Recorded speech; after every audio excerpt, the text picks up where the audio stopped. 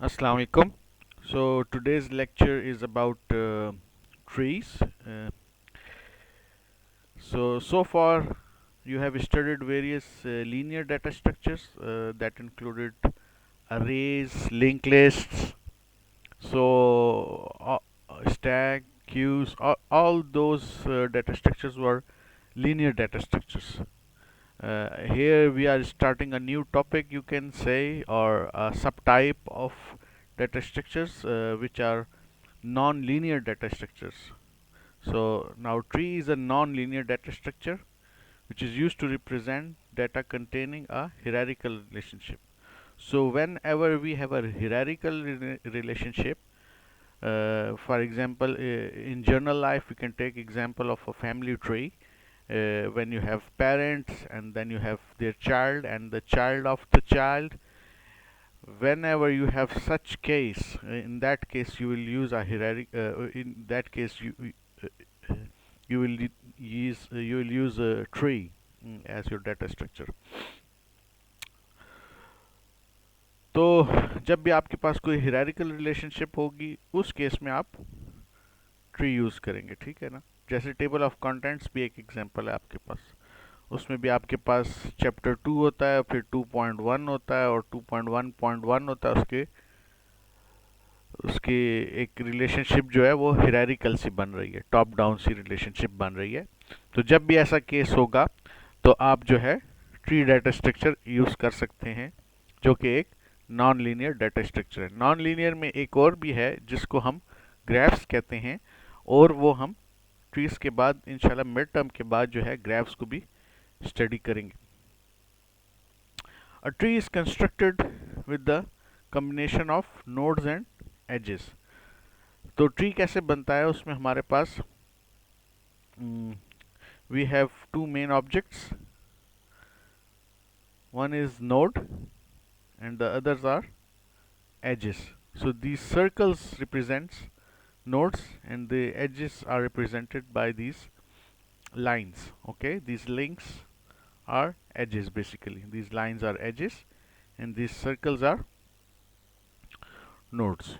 Okay, and now we will define all these other uh, important points in the data structure tree. Okay, but here you can see that this is known as root. The starting node basically you can say is known as root, and you can see this as an upside down tree, right? अगर आप इसको देखेंगे एक upside down tree की तरह है, ठीक है ना। ये रूट है ना, रूट हमेशा कहाँ होती है, नीचे होती है ना ज़मीन में, किसी पौधे की या दरख्त की। इसको आप देखेंगे ये उल्टा एक तरह से ट्री है। तो डाटा स्ट्रक्चर में जब भी हम ट्री बनाते हैं उल्टा बनाते हैं, सही है। और पत्ते जो हैं देखें, लीफ ऊपर होते हैं ना दरख्त के, लेकिन इस केस में जो लीफ हैं वो नीचे हैं, ठीक है। ये दो हैं और ये तीन हैं, ठीक है ना। और इनकी डेफिनेशंस भी थोड़ी देर में देखेंगे। और ये लेवल्स हैं कि ये लेवल 0 है, ये लेवल 1 है, ये लेवल 2 है, लेवल 3। तो ये डेफिनेशंस कुछ देख लेते हैं। The node that is at level 0 is known as root node. In the example it's R. अभी जो हमने एग्जाम्पल देखी है उसमें जो रूट है वो क्या है, आर है, सही है ये। तो जो भी लेवल 0 पे होता है वो क्या होता है, वो रूट होता है। और हमेशा याद रखें कि ये एक ही होता है, ठीक है।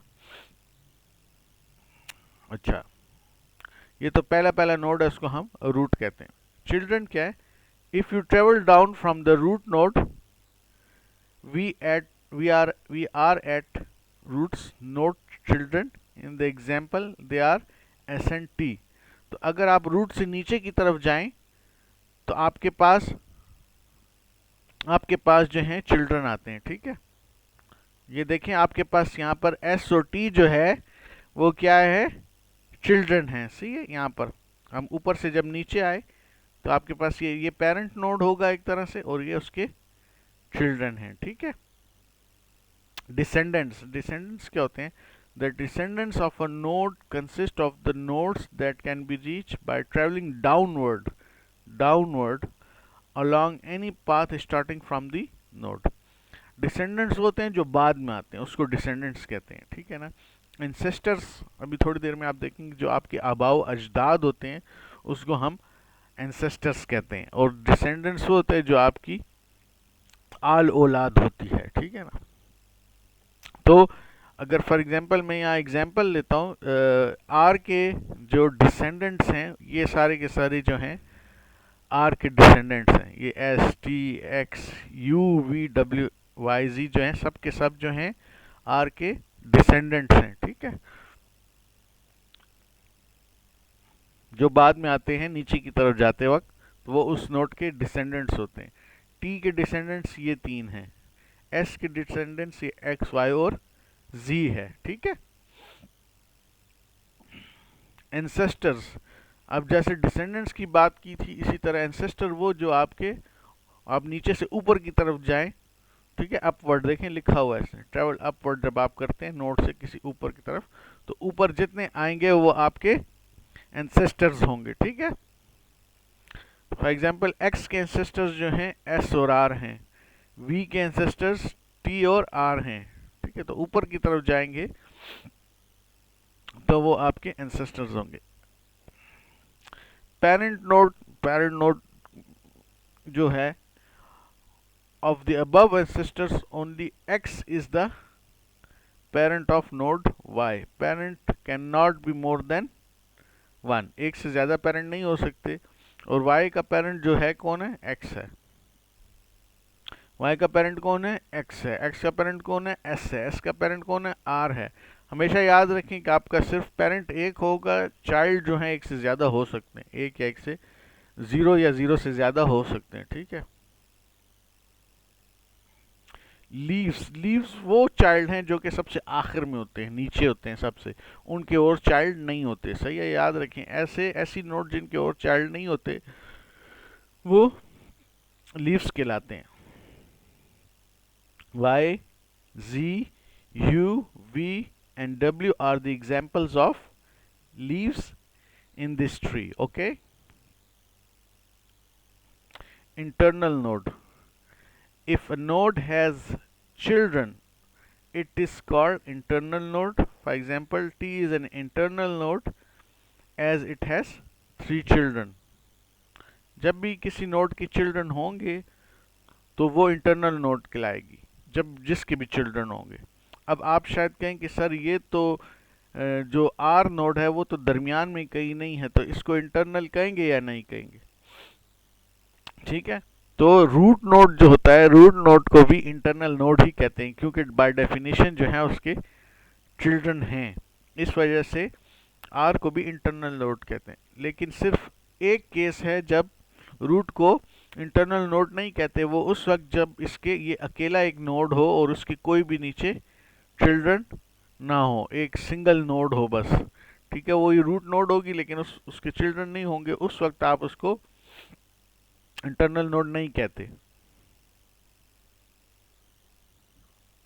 तो बेसिक डेफिनेशन ये है कि उसके चिल्ड्रन होने चाहिए, ठीक है। और चिल्ड्रन क्या होते हैं, if you travel down from, अच्छा ये तो वही है पढ़ा, ठीक है। अच्छा, if you travel down from root node we are at root node's child, in the example they are S and T. जब भी आप किसी नोड पे होते हैं उससे नीचे की तरफ जाएंगे तो वो आपके चिल्ड्रन होंगे, ठीक है। Levels, the nodes in the tree are arrange in numbered levels. तो ट्री जो है इसमें कोई ज़्यादा समझाने वाली की बात नहीं है। तो ये ट्री जो होता है लेवल्स में डिवाइड हुआ होता है, ये लेवल 0 है, ये लेवल 1 है, लेवल 2 है, लेवल 3 है, तो ये लेवल्स में डिवाइड होता है, ठीक है, इसको लेवल्स हम कहते हैं।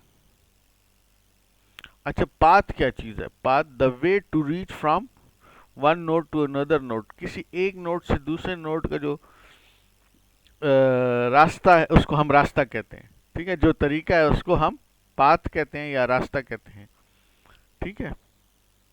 तो हम फॉर एग्जांपल आर से जी पर जाना चाहते हैं, तो ये जो है हमारा पाथ क्या होगा, R S S X X G, ठीक है। तो ये हमारे पास पाथ है अगर हम आर से जी जाना चाहते हैं। एक दूसरी डेफिनेशन है path length. The path length जो होती है वो क्या होती है, number of edges in the path is known as path length, सही है। तो यहाँ पर कितने नंबर ऑफ एजेस हैं, 3, सही है, 1 2 और 3 इस पाथ पे Z to R जो पाथ है, तो हम कहेंगे the path from R to Z has length 3। ठीक है।